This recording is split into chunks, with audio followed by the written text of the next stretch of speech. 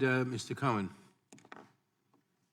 Thank you, Mr. Chair, and thank you, Director, for your service. You've brought distinction to the FBI and to the state of Georgia.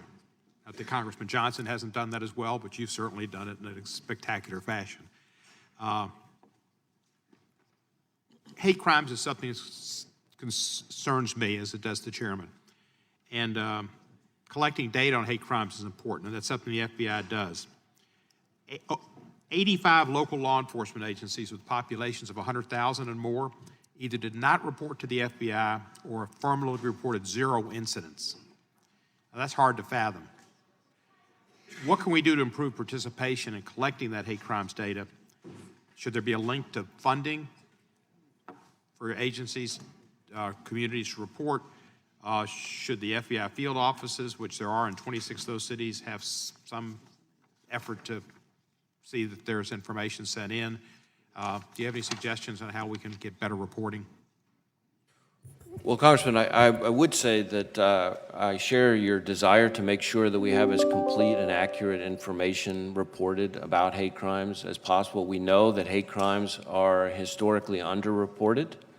We also know that hate crimes reporting has increased significantly over the years, and part of that is through outreach efforts that we've made with our state and local partners to encourage them to collect and report that information. The point that I always try to make to departments everywhere is that it's far better to have these issues evaluated based on the facts and the actual data rather than based on rumors or conventional wisdom or potentially inaccurate news reporting, and so that they should all share the same goal that we have of making sure that it's the facts and the facts will speak for themselves. So anything that can be done appropriately to encourage more of that is something that I think we're always interested in.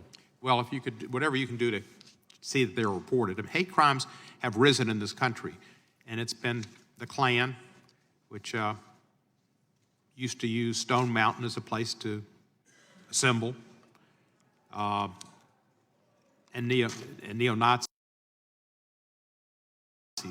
which we all saw in Charlottesville, and we knew there were not fine people on both sides. That has been really harmful to a lot of people in this country who saw that and have seen the harm that the communists and the Nazis and the Klan have done over the years to Jews, African Americans, and others. So things like that go on forever, and people are reminded of them. One of my early memories from my childhood going to Atlanta, driving through, was knowing about the bombing of the temple there in about 1960, and that's an image that's hard to forget. So we need to work on that. And Emmett Till is one that the country suffers from. And I know there's still an investigation going on, and I believe the Department of Justice has reopened that investigation. Can you tell me anything about that and where that investigation stands? I'm sorry, I couldn't quite hear the question. The Emmett Till investigation, has the FBI opened, or the Department of Justice reopened an investigation into that? I can't comment or discuss any investigation in this setting. Are you conducting some cold hate crimes and civil rights violation laws, civil rights violations? Are you going into some cold cases? We are doing a lot of investigations in the hate crimes arena, both racially motivated and religiously motivated. It's one of the more active areas that we have right now. And in cold cases as well, to try to open them up? In some instances, there are cold cases that are being looked at as well. Let me ask you just a general question. What we do is legislation. Do you have any suggestions of legislation you'd like to see us consider to help the FBI in its mission? I don't have any legislative proposals for the committee as I sit here right now. Okay. You have made clear that Mr. Trump himself was not under investigation by the FBI prior to his election. Is that taking office? Is that correct? Well, I was minding my own business in private practice when all that happened. So I didn't advise the president of anything related. But in your historical reflections on it and looking at what the FBI did, the FBI did. I don't want to get you any more trouble than you're already in.